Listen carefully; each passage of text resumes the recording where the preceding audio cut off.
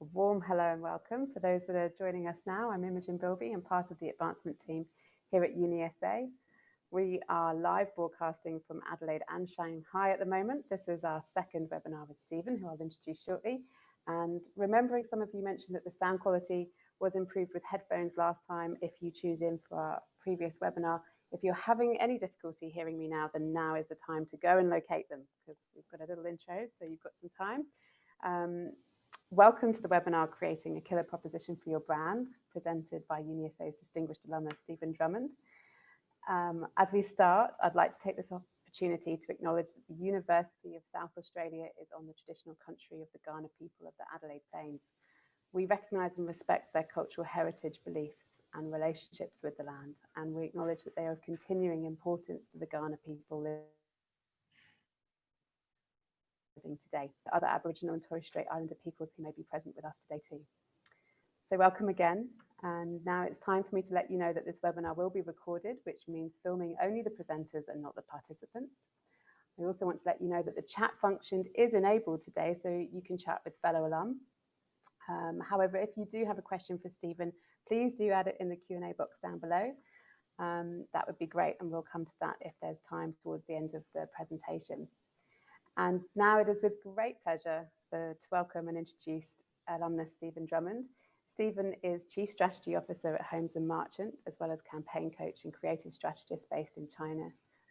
Stephen is a global brand expert in the Asia Pacific markets with blue chip experience across numerous brands, having led campaigns for Unilever, J&J, Audi, HSBC, Mars, Danone, Gap, Volvo, Dell, Nike, Beam Suntory, Bacardi, InBev, and Coca-Cola Asia Pacific and China, just to name a few.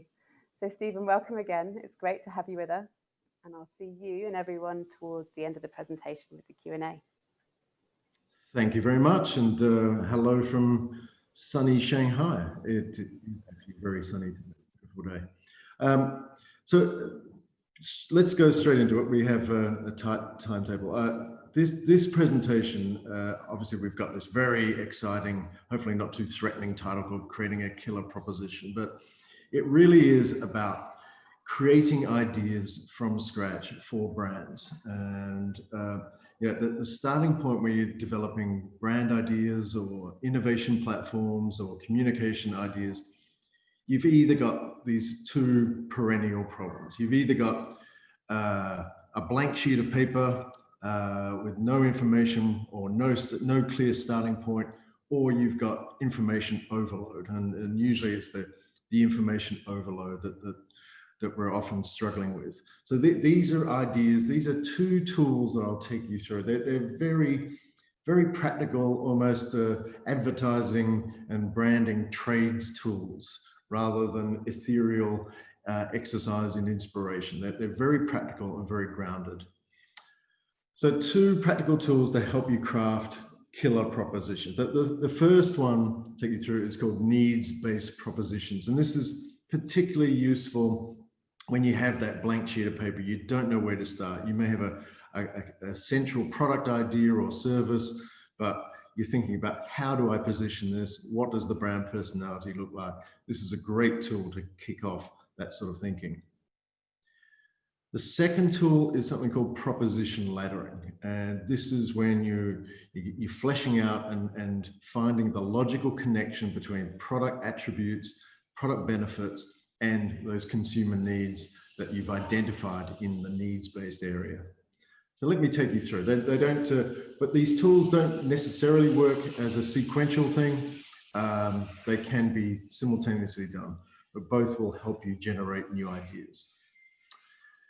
So if you look at this conceptually, we're talking about structured platforms to generate alternative options that are grounded in real consumer needs and very much in product realities.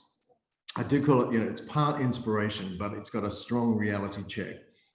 And the reality check comes when you say, what is the logical thinking behind it, and does the product deliver? And it's seriously useful, and I'll share with you some mini case examples of how it's been used for brand positioning, brand personality definition, as a platform to kickstart innovation ideas and in terms of also for communications messaging. These are tools which you can use in workshops. This is literally a workshop with Unilever literally 2 months ago.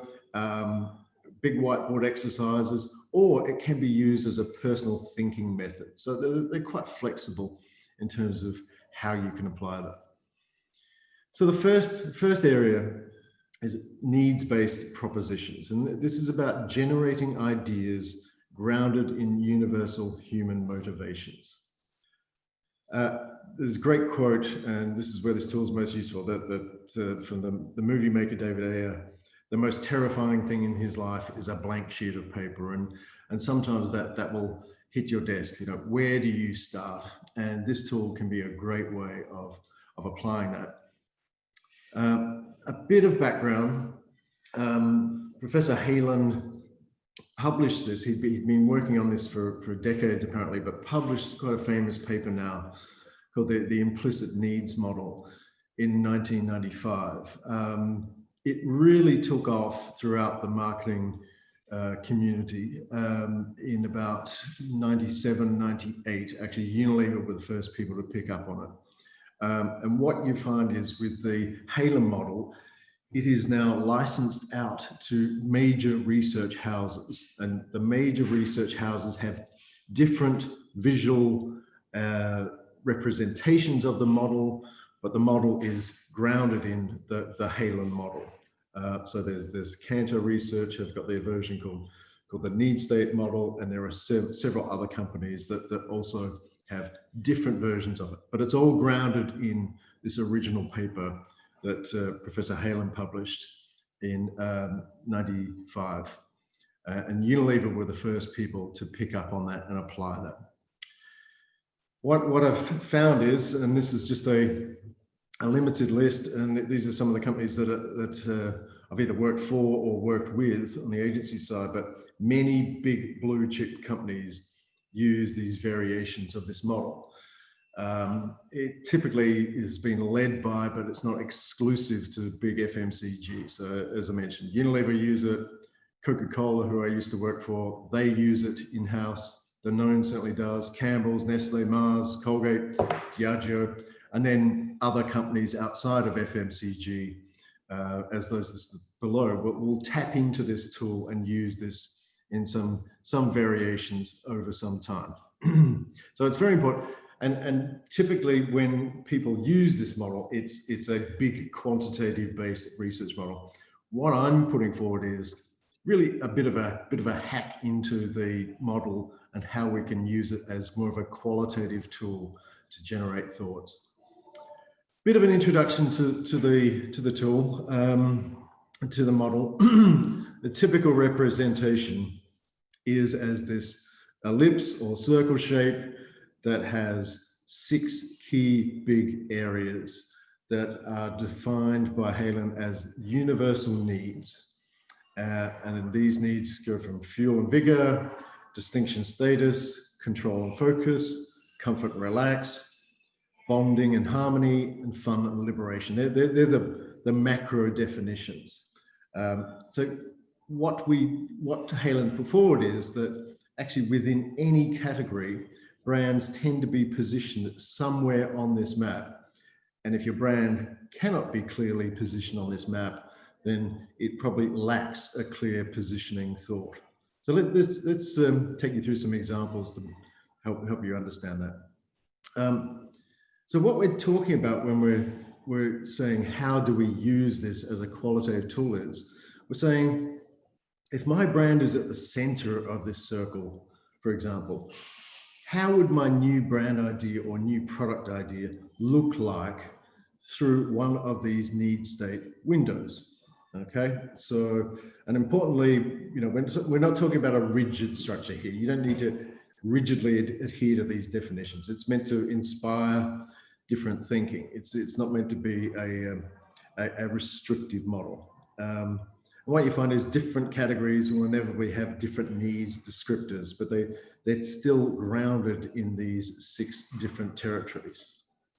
Let's have a look. So Relax and rewind, if we're talking about brands that are helping you to chill out, helping you relax, helping you escape from worrying times.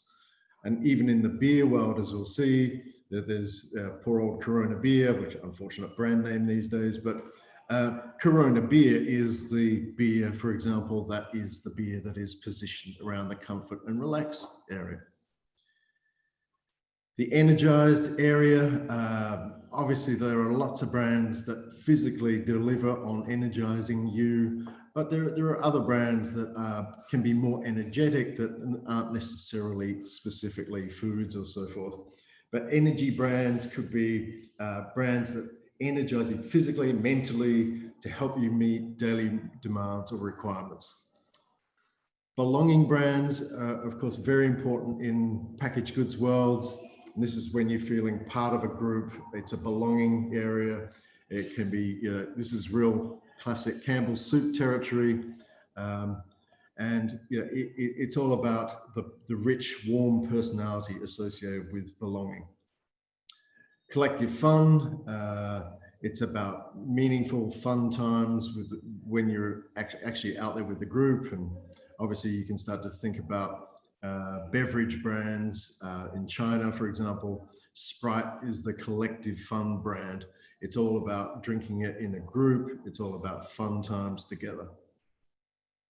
And self-indulgence can be part distinction, can be part status. So in the Unilever world of ice cream, for example, Magnum is the brand that occupies the self-indulgence space on their ice cream map, while Wall's family tubs will occupy the space in the belonging area. So you start to see how different brands can be spread out across the map, occupying different spaces. So that's just a quick introduction, but even if you look at the world of beer, and I hate to tell you this, and beer experts will probably disagree, but basically you're talking about the same basic liquid, but the global brands around the world have basically adopted very different brand expressions for how they talk about what their positioning is and what their personality is. So Carlsberg may be all about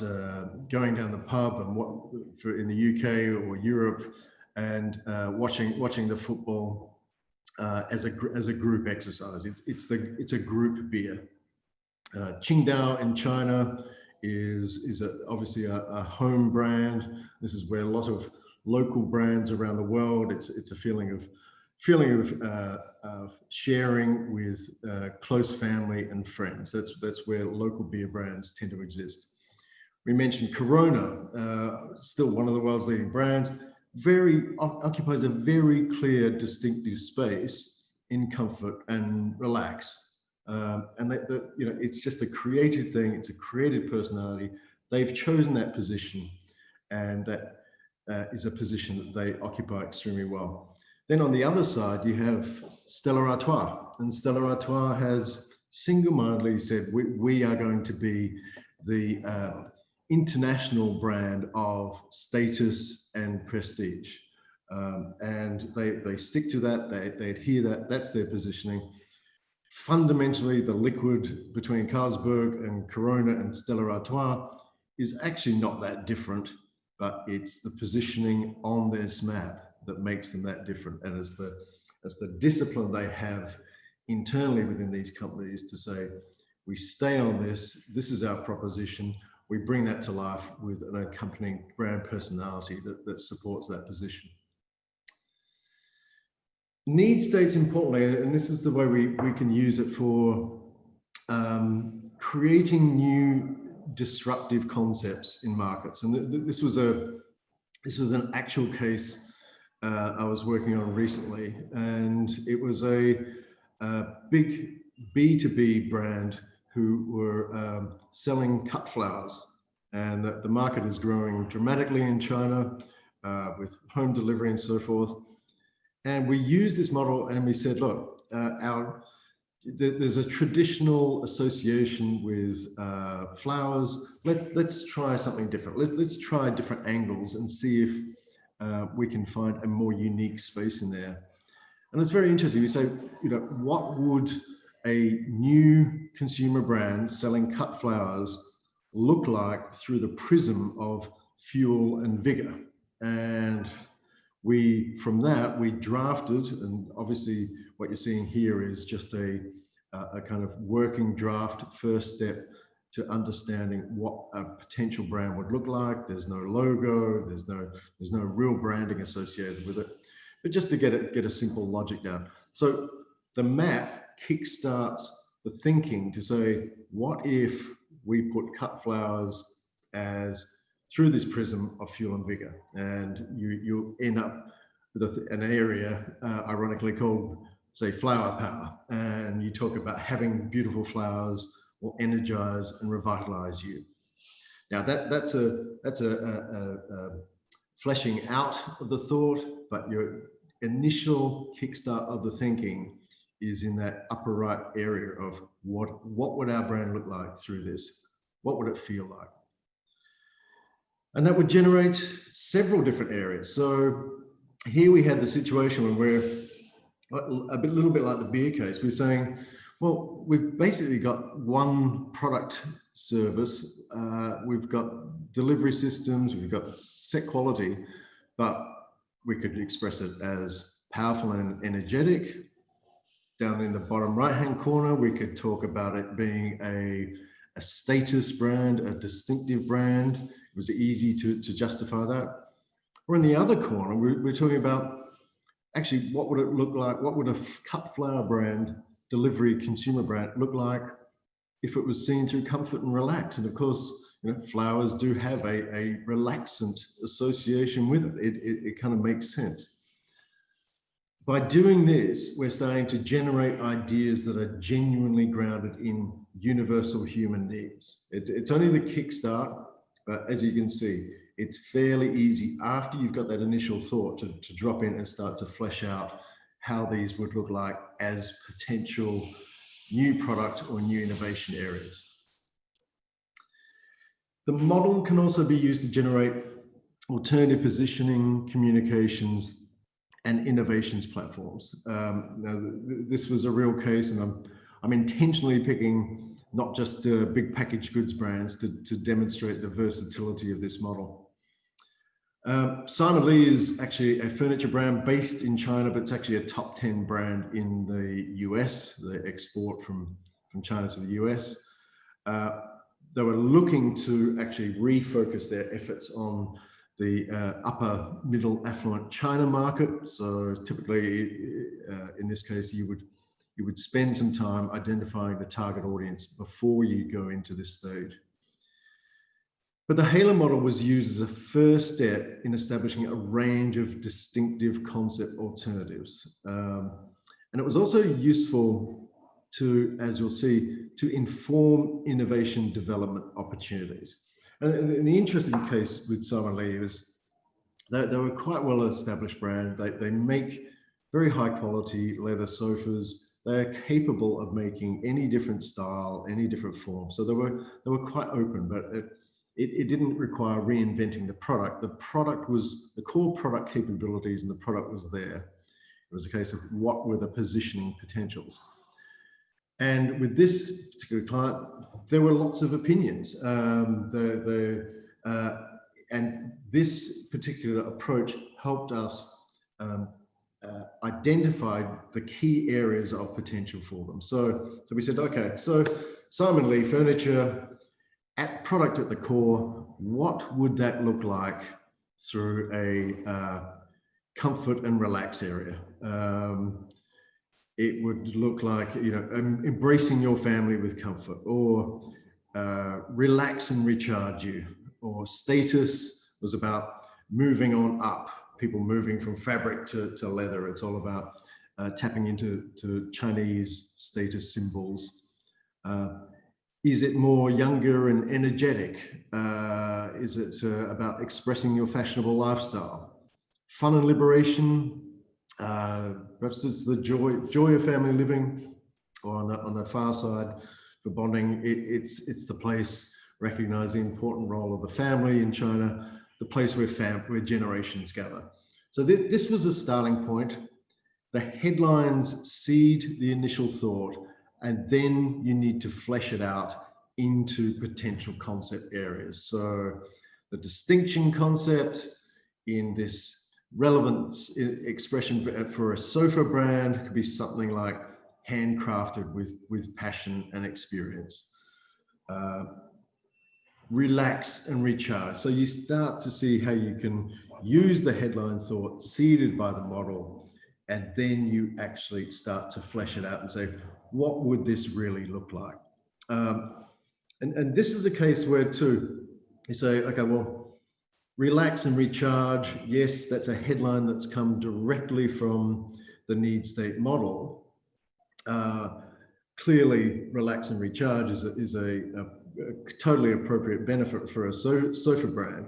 But also the interesting thing is it starts to inform the sort of innovation, not only stories that they should be talking about, but potential areas for further exploration. So you'll see here, you know, it's important to maintain good posture. So our sofas are scientifically, ergonomically designed to maximize relaxation and good posture. So this territory can start to inform future research and development and future innovation around this specific positioning if they chose that direction.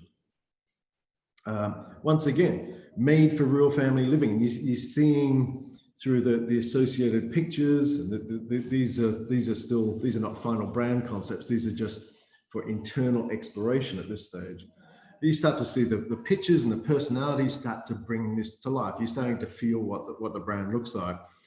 And you know, you start to talk about made for real family living, and you say, well, in innovation, for example, therefore durability may be a very important thing. If you've got dogs and kids jumping all over the sofas, it's luxury, but it's real joy, real family living, then the product needs to do that. Again, the positioning starts to inform not just the brand personality, but also the sort of innovation that you should be developing. And this area too, express yourself, which turned out after research to be the winning concept, by the way.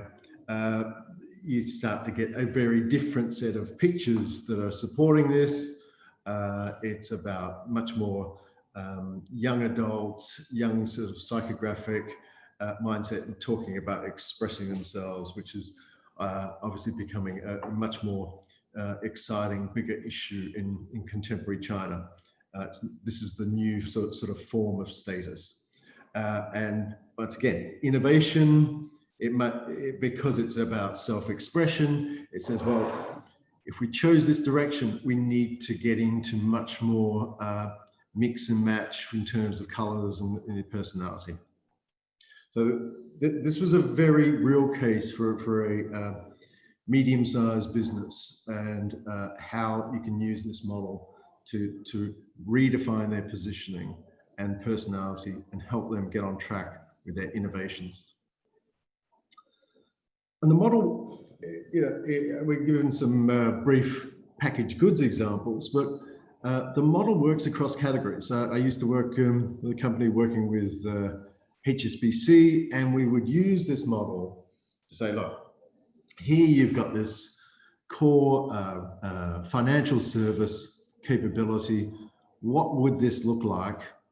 In this case, we're not reinventing any products, but what would this look like for an advertising campaign, a communications platform through these different windows? So once again, this is a very real case.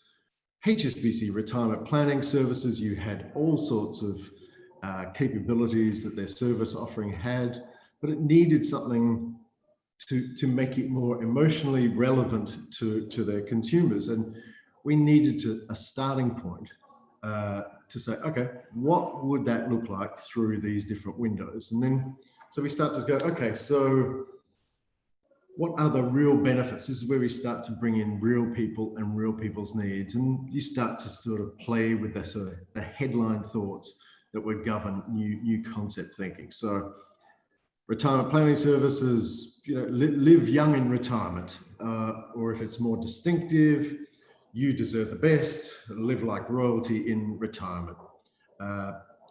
Control and focus would be more peace and mind retirement, or enjoy blissful family life, or just a simple proposition of do what you want every day. Now, in this case, all of those concepts were quite viable territories.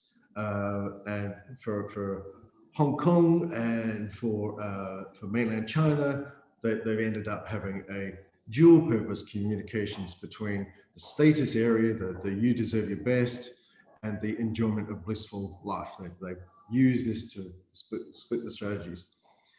The important thing is too with this, by getting this down on paper, it helps you identify areas that you don't really want to go to.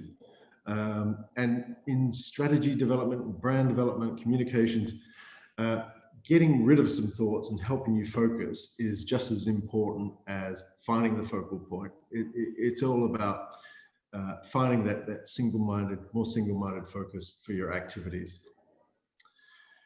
And once you've defined your need state, what you do tend to find is brand personality tends to follow on from that. And brand personality is just as strategic as your positioning statement and your words. And the following film was actually taken from an internal briefing for one of the major alcohol companies in the world. And this is, they spend more time on defining brand personality than they do with rigid product statements. Let me play, this video is about 3.5 minutes long, and it just brings to life what need states look like when it comes to brand personality.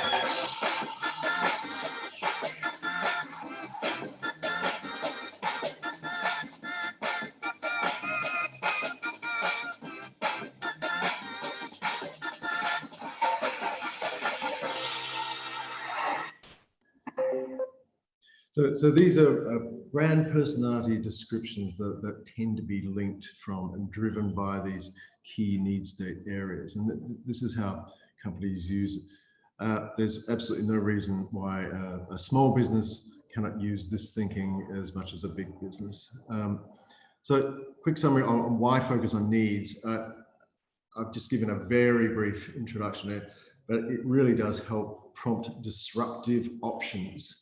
It doesn't tell you the solution, but it helps you create disruptive options that are grounded in consumer needs rather than just product features. The most important ideas, and there's often this, I think it's fairly silly debate, is it about the product or is it about the emotions? The reality is the most powerful ideas combine genuine product benefits and connect them with deep emotional needs. And this is one way of kickstarting that sort of thinking. I'm going to move now to proposition laddering. I was first introduced to this tool about 32 years ago at a training session when I was at YNO Adelaide, and it's a tool that just made sense. It just stuck, and it's a tool. Once again, it's not specific just to packaged goods. It works for financial services. It works for all sorts of things. And this is that area, if you remember, when you've got too much information, particularly, this tool is very important for helping you arrange logic and your propositions in a simple order that connects product attributes to the consumer needs that you've just seen in the needs state area. The two tools do connect, they do overlap, but it's not like they are, you must do one or the other in that sort of sequential flow. If it's a major project, we would tend to approach it from use both tools and see how things came out. So what is it? Laddering from attributes to consumer values. It's the logic that underpins a strong proposition. It helps discover connections between product attributes and values. It helps you, once again, it doesn't give you the answer. It helps you create a range of viable storyline options, and also helps you develop a messaging hierarchy too. It helps organize this often conceptually complicated mix of reasons to believe, benefits, and emotional consumer needs. It's amazing. Some of the most simple products you would think out there in the marketplace. There might be 100 different opinions in the room. There might be 5 different reasons to believe behind that. There might be different factual benefits. There might be different emotional benefits. It's amazing how a single simple product can often result in confusion, and this helps sort that out. As I said, it's about uncomplicating. It's when you've got too much information or too many competing opinions. So down to the technicality of this, and there is a set process to this. Once again, it can be done as a workshop exercise, or it can be done as a thinking tool, and I've certainly used it in both ways. First step is to list out, so it could be, as I said, very simple product, list out all the important physical product attributes across the top, and I'll give you a few examples how I do this.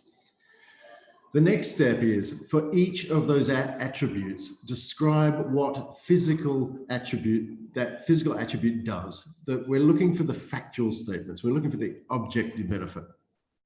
The next step of the ladder is quite interesting. Then you say, okay, well, that objective benefit, how would the consumer describe that in their own words? It is a more, let's put inverted commas around it. And this is where you're starting to get the more interesting, rich, insightful territory. And then out of that, is there an emotional need state that links back to that subjective benefit? So what does this look like? Once I said, very simple product. This has been used to help clarify the proposition for a brand like Johnson Baby, baby bath.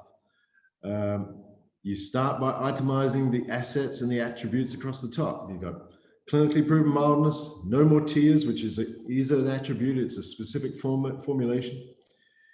You've got honeysuckle and you have chamomile. Your next step is to say, okay, what do each of these product features actually do? Clinically proven mildness does what it says on the tin. It's proven to be gentle and mild. That's an objective statement.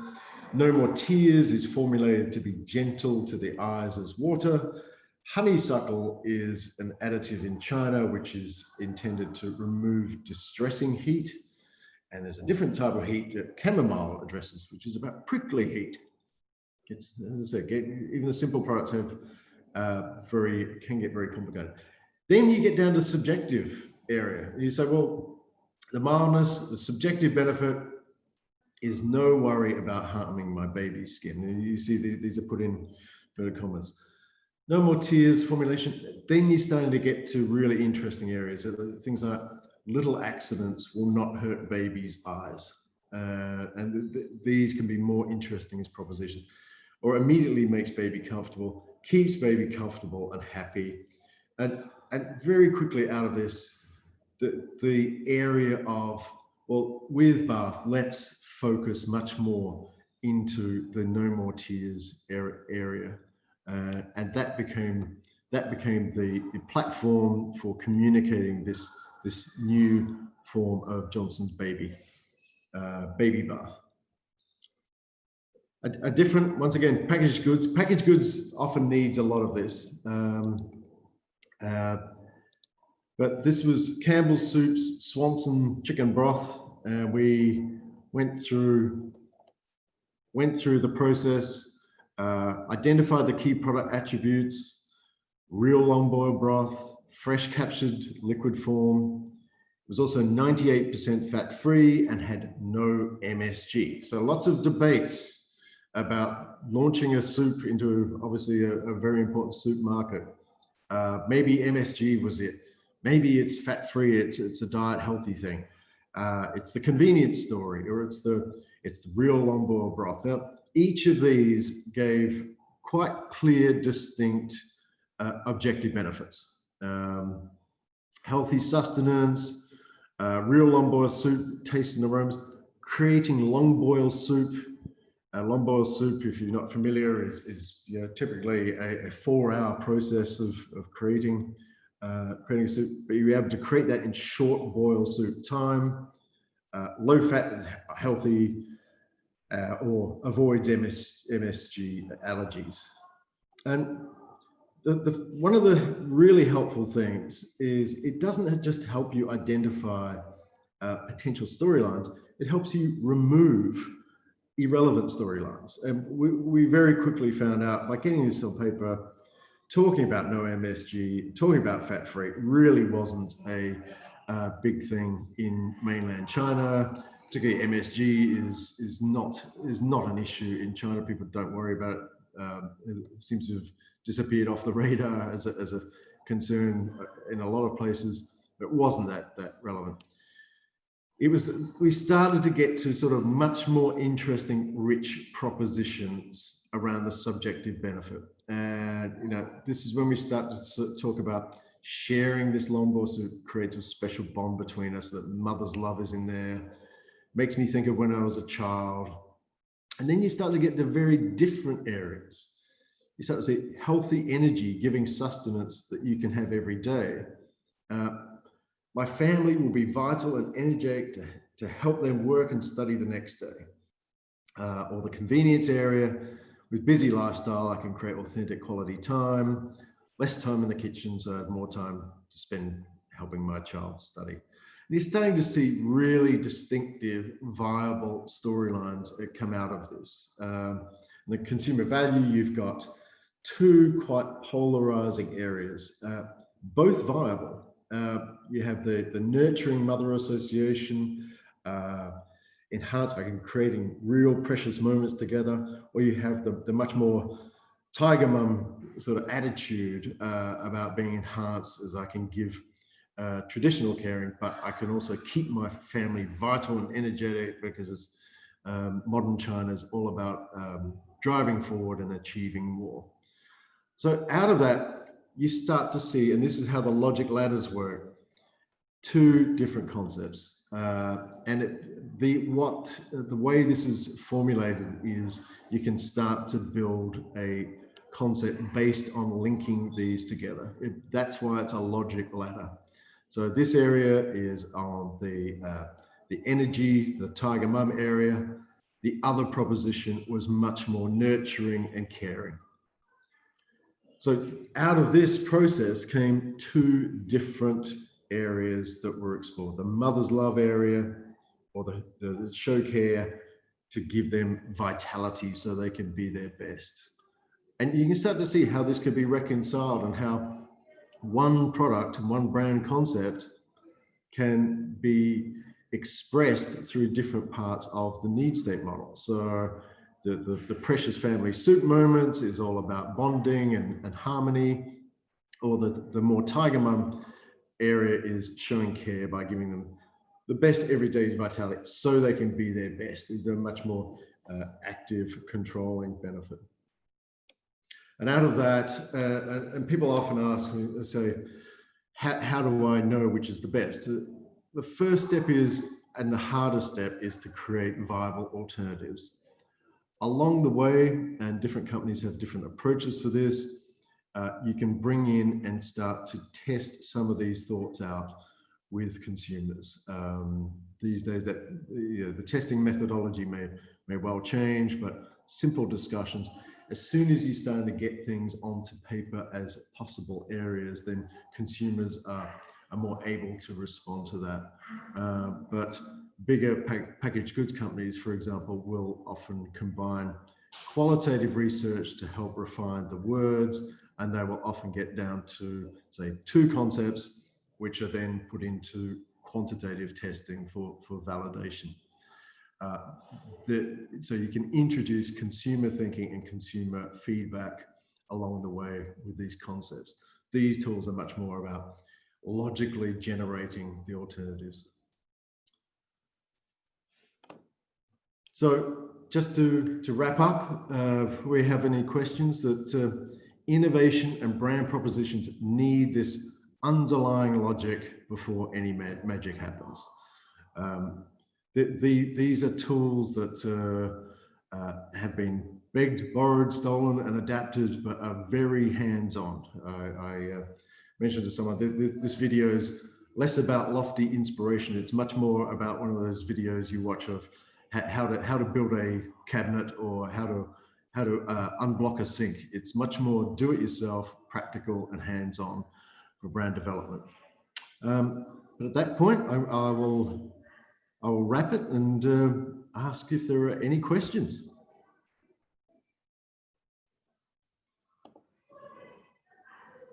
Thank you, Stephen. Thanks so much.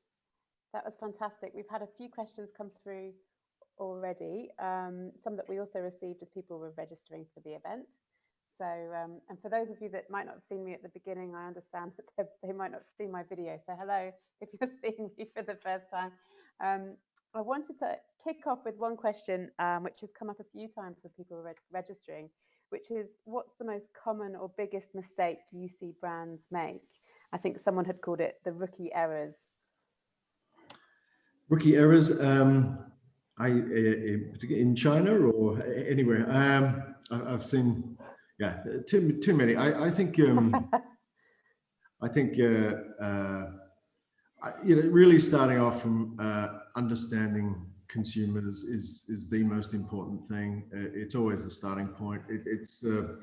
That was much more about in China, it was understanding needs and motivations and segmentation from psychographic perspective, understanding how things connect. In China particularly, it can be much more about understanding very basic marketing fundamentals like pricing and relevance to lifestyle.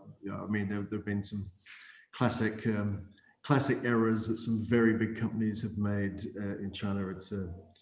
It may be career limiting for me to go into all the details of it, but it is often a case of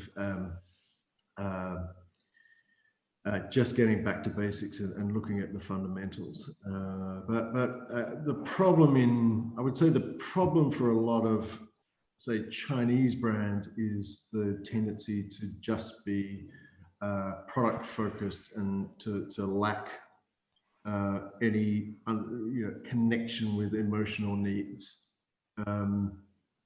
And as I said, I think some people believe that the product function and emotion are mutually exclusive, when in actual fact, they're, as the logic ladder helps, I think, demonstrate, and a brand like J&J Baby, of course, the functionality is directly connected to the emotion. So they're not mutually exclusive things. Yeah, that's a really nice example. You can see how that's connected with that. And I think to your point that you made about testing, that's also perhaps where some companies are lacking in that vigorous testing or overcomplicating. It's too much, but yeah. Another question we had was, how important is it for a brand proposition to be completely unique? There's a lot of debate about this. I mean, I think, and Ehrenberg Bass has done a lot in this, and I think it's important to recognize. Sometimes people will overthink the idea of differentiation, particularly from a product area. And the danger with that is that it tends to take you into a very niche direction. I think that brand personality and doing things differently is a bigger opportunity to be differentiated than worrying all the time about quite often niche product variations. As I said, there's no difference between the big global beer brands. It's the same liquid and they can make the same stuff, and they're really, I might get an argument about it. I know. Really isn't much different between the liquid, but it's the positioning and the personality, and it's really, people drink the brand personality when they're drinking a beer and the associations with that, and that's the important part to develop. Product tends to flatten out and be me too very quickly. Thank you. Another question that came up quite a few times, I think you've covered this in your in the presentation, but if there was something that was a standout to this, which is, what is the easiest way to link customer loyalty to a brand? Well, I think well, once again, Ehrenberg Bass has a deep dive on the whole area of customer loyalty, and whether customer loyalty is something that should even be overly thought about, and in fact, customer loyalty can actually be done at the expense of the more important task of increasing penetration. But I mean, loyalty comes, I think, from consistency. I think it, once again, quoting Ehrenberg Bass, it's much more about mental and physical availability.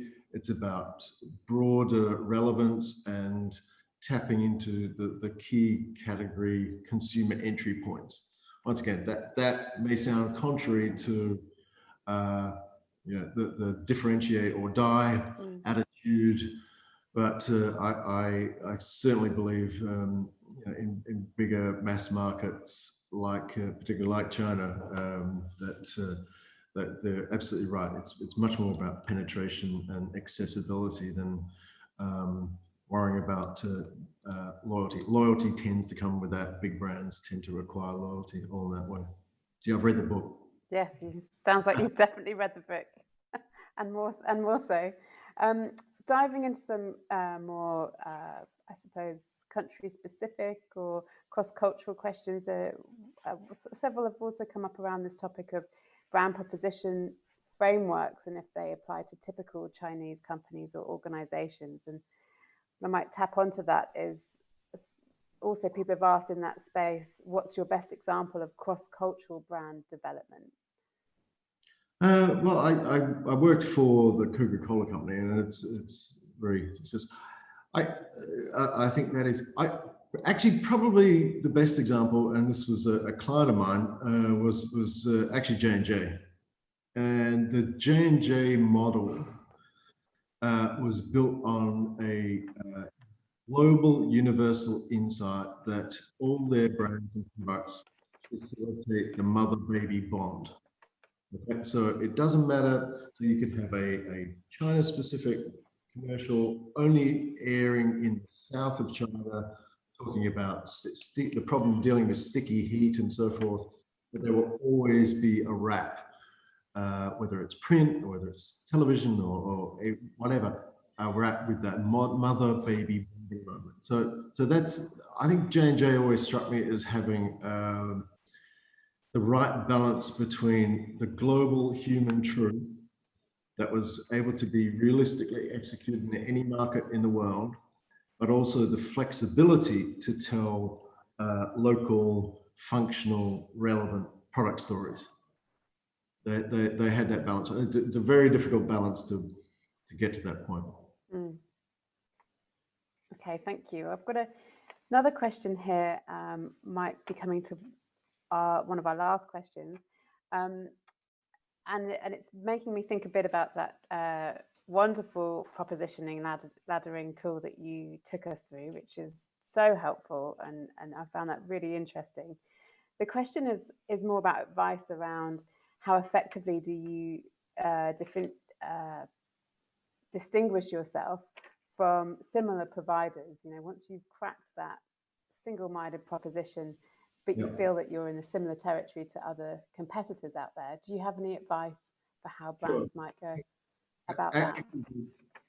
Actually, you find that the use of that need state model has been quite extensive, and what you can actually do is not only map yourself on that territory, you can map your competitors on that territory too. So it can be used as a competitive audit tool.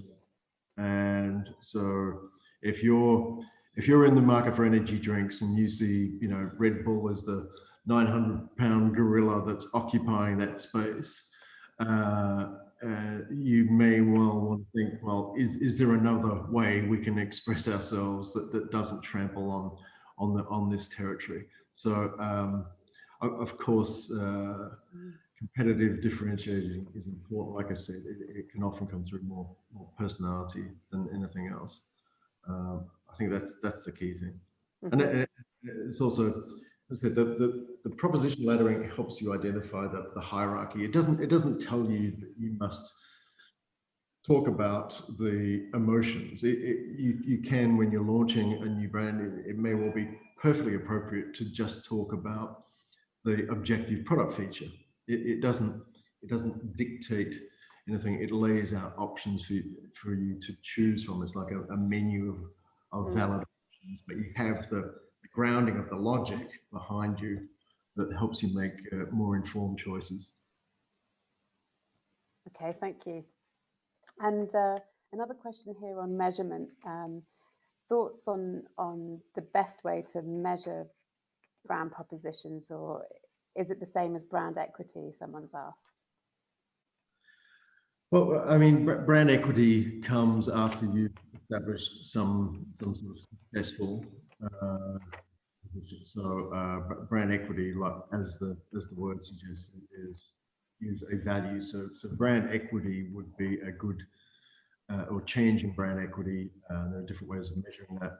Would be the result of, once you have got a powerful idea and a clear proposition, and you've been in market and communicated that, then you would acquire equity. As I said, there are different ways to actually test out new product ideas that come from this, different techniques. I mean, reality is most of them are gearing towards online at this stage, online qualitative, and then there's online quantitative. It's yeah, there are more testing techniques than there are people in marketing, to be quite frank. I have a belief that a healthy mix of simple discussions with people to help you shape some concepts, and then it really depends on the company culture of how risk adverse they are and what sort of investment costs you're looking at with a new development. So some big packaged goods companies can be risking a lot. So internally, their culture is to test until there's a level of certainty and level of comfort that their proposition will be successful. In China particularly, is known as a market that has a very different approach to innovation, and it's typically throw as many things as you like against the wall and see which ones stick, and they will rush things into the market. And it's a big area of debate, the difference between very fast turnaround China innovation versus slow lumbering Western style innovation. So it was a big issue that the Western packaged goods companies in China are very much aware of. They're trying to adapt to be more like the China companies in their approach. The China companies are learning, of course, along the way from Western companies about the importance of positioning and brand personality. Yeah. Sounds like a very different approach, throwing everything against the wall versus the fear of the blank sheet of paper. It feels like we're in two very different but that's pretty much it. Yeah. Brilliant. Well, thank you so much. That conscious of time, and we're coming to time. I'm sorry to those that we couldn't get to the live questions today, but thank you everyone for the participation. Big thanks to you, Stephen, for joining us for a second webinar in as many months. It's been great to have you and join us. And I'd also like to shout out to our volunteer chapters who I know have joined us as well today.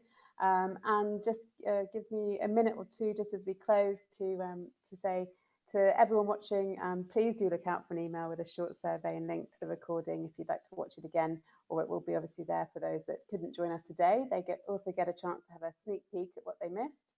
And it's also not too late to register for UniSA's next live webinar, which is Rebuilding the Creative Economy, hosted by Professor Joanne Sykes, Executive Dean at UniSA Creative. My colleague now will just post the link to that in the chat function if anyone wants to click onto that. That's on Thursday, the 3rd of December at 10 a.m. Adelaide time. So wherever you are in the world, stay safe and well. And thanks again for joining us. Thanks again, Stephen. And it's a goodbye from us. Bye-bye. Bye-bye.